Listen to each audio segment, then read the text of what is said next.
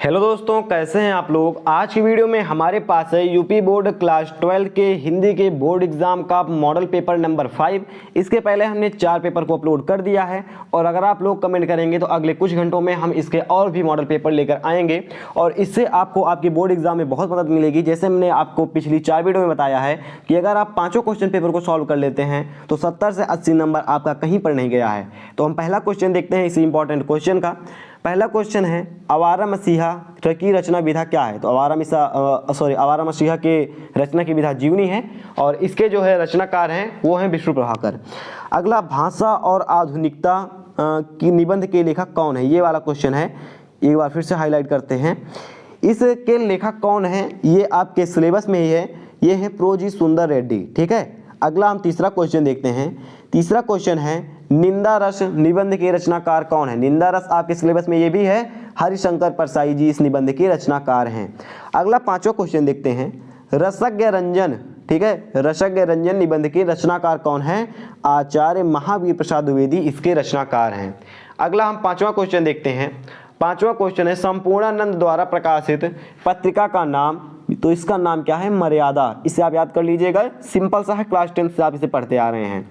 फिर सुमित्रा नंदन पंत जी को साहित्य अकादमी पुरस्कार किस पर मिला था। तो कला और बूढ़ा चांद नामक रचना पर इनको मिला था साहित्य अकादमी पुरस्कार। अगला हम देखते हैं क्वेश्चन खा वाला, सरोज स्मृति।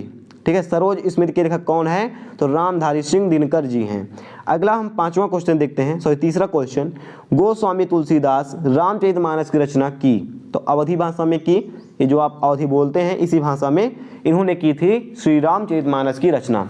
अगला क्वेश्चन हम देखते हैं घा, चौथा वाला क्वेश्चन, ये है कामायनी महाकाव्य के रचयिता कौन है। सिंपल सा है, जयशंकर प्रसाद है। कौन है, जयशंकर प्रसाद। और यहाँ पर देखिए ये दूसरे का 5वां, इसमें आपको ज़्यादा क्वेश्चन हम कमेंट करने के लिए नहीं दे रहे हैं। पिछले कई सारे आपको क्वेश्चन पेपर में कमेंट करने के लिए 4-5 क्वेश्चन दिया गया है, उसे आप कमेंट कर दीजिएगा अगर आपको आ रहा है तो यहाँ पर देखते हैं ये क्वेश्चन, तीसरा तार सप्तक का प्रकाशन वर्ष है। पहला 1943 में हुआ था, दूसरा 1951 में हुआ था और तीसरा 1959 में हुआ था और अज्ञे जी ने चौथा किया था 1979 में। ठीक है। इसके बाद देखिए, कभी कभी अन्य संस्कृतियों का प्रभाव अन्य जातियों के भाषा के नए शब्दों में प्रवेश करता है। तो यहाँ से देखिए, अगर आप इसे पढ़ेंगे तो यहाँ पर एक शब्द आ रहा है बार बार, ये आ रहा है, इस शब्द का नाम है भाषा। यहाँ पर भी बोला गया है भाषा, यहाँ पर भी बोला गया है, यहाँ पर भी बोला गया है और नीचे देखेंगे यहाँ पर भी बोला गया है, यहाँ पर भी बोला गया है। भाषा कई बार आ रहा है, तो यानी कि ये किस लेसन से आया हुआ है, यह है भाषा और आधुनिकता। इससे ये भाषा वाला पैराग्राफ आ गया है, तो इसका आप लिख लेंगे, भाषा और आधुनिकता। ऊपर पूछा गया, प्रोजी सुंदर रेड्डी लेखक हैं और बाकी के 4 क्वेश्चन का आंसर आपको इसी में मिल जाएगा। ठीक है। उसके बाद ये एक है, माता पृथ्वी को प्रणाम, माता पृथ्वी को प्रणाम। तो यहाँ से देखिए, पहला आपको आ गया, दूसरे पे आप कोई फोकस मत डालिए, पहला आ गया। ठीक है, ये शायद राष्ट्र का स्वरूप है शायद में, वैसे पहला आ गया है, कोई दिक्कत नहीं है। फिर देखिए, हे मांसहीन, हे रक्तहीन, हे अस्तहीन, तुम शुद्ध बुद्ध आत्मा केवल, हे चिर पुराण, हे चिर नवीन। ये शायद नौका बिहार का ये मतलब पैराग्राफ दिए हैं पद्यांश, इसे आप पढ़ लीजिएगा। और नीचे हम देखते हैं, सावधान मनुष्य। तो मनुष्य आ गया, तो मनुष्य क्या आप समझ रहे हैं, अभिनव मनुष्य वाले आपके चैप्टर से लाया गया है मतलब कि पैराग्राफ। आगे देखिए, हर बार की तरह इस बार भी आपको कई सारे क्वेश्चन में मतलब कि जैसे दिया गया था, इसमें कई सारे में दिया गया था ये प्रोजी सुंदर रेड्डी का और एपीजे अब्दुल कलाम का। इसमें 5वें में एपीजे अब्दुल कलाम हट गया है, लेकिन एपीजे अब्दुल कलाम का इस बार आएगा बोर्ड परीक्षा में, साहित्यिक परिचय पक्का है। ठीक है। और इसमें ये तो लगभग भाई सब में आ रहे हैं, महादेवी वर्मा वाला, तो महादेवी वर्मा वाला 5वें में आया है, तो हो सकता है कि महादेवी वर्मा का जीवन परिचय आ जाए बोर्ड परीक्षा में। हो सकता है क्या, 100% है महादेवी वर्मा का आएगा इस बार। अगला देखिए, ध्रुव रायता और पंचलाइट कहानी का उद्देश्य। ठीक है, ध्रुव रायता या बहादुर कहानी का दिए हैं और नीचे बहादुर और पंचलाइट कहानी के कथानक। तो अगर आपको पंचलाइट तैयार है तो आप बहुत ही आसानी से लिख सकते हैं, पंचलाइट आता है, हर बार आता है क्वेश्चन पेपर में आपके। ठीक है। अगला क्वेश्चन हम देखते हैं, स्वपठित खंड काव्य के आधार पर किसी एक का जीवन परिचय किसी एक का आपको क्या करना है, उसके गुणों पर विचार करना है, यानी कि चित्रण करना है। ठीक है। तो कई सारे खंड काव्य दिए गए हैं, आपके स्टेट में जो लगता है उसे आप कर लीजिएगा। फिर जैसे भी आपने देखा ऊपर आपने देखा कई सारा कि यहाँ पर गद्यांश दिए गए हैं, पद्यांश दिए गए हैं, सेम इसी तरह आपको यहाँ पर मिल जा रहा है गद्य खंड और पद्य खंड, सही, संस्कृत का गद्य खंड और संस्कृत का पद्य खंड।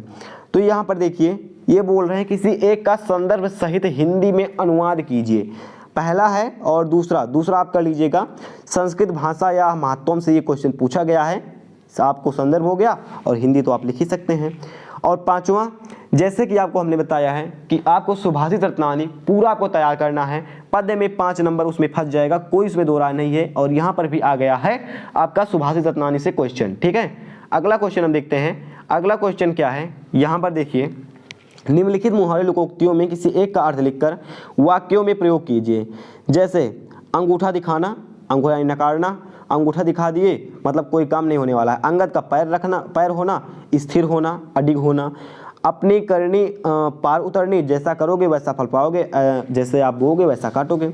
नरेंद्रा, नर धन इंद्रा, ये वाला ऑप्शन आपका सही है, ठीक है। कौन सा, ये वाला। उसके बाद कौन सा है आपका, पुस्तकालय, पुस्तक धन आलय, ये वाला सही है। नयनम, नयनम का हो जाएगा नेधन अनम, ये सी वाला, बी वाला ऑप्शन इसका सही है। अगला क्वेश्चन देखिए, राजा और सर्वेशु, आपको इसमें शब्द विभक्ति आपको दिया गया है, विभक्ति आपको तैयार करना है। शब्द रूप अगर आपने तैयार कर लिए तो आपको कई सारा मिल जाता है। आत्मा और राजा, राजा तो हमेशा आता है, आत्मा और सहिता, आप इन दोनों को तैयार कर लीजिएगा, इन दोनों में आपका बोर्ड परीक्षा में फंस जाएगा। अभिराम, अभिराम 4 है, लगातार, रुचिकर, लगातार, अनवरत, तो यहाँ पर यह है अनवरत और आकर्षक, ठीक है। कौन सा है, अनवरत और आकर्षक। और अंश, अंश तो भाग और किरण, ये हो जाएगा इसका, ठीक है। एक शब्द के 2 अर्थ लिखना है, जैसे कि ये है सोम, सोम मतलब क्या होता है, एक दिन होता है और एक ग्रह होता है। सोमवार होता है, सोमवार दिन, और सोम मतलब ग्रह, तो नक्षत्र जिसे आप बोलते हैं, तो इसको आप लिख सकते हैं।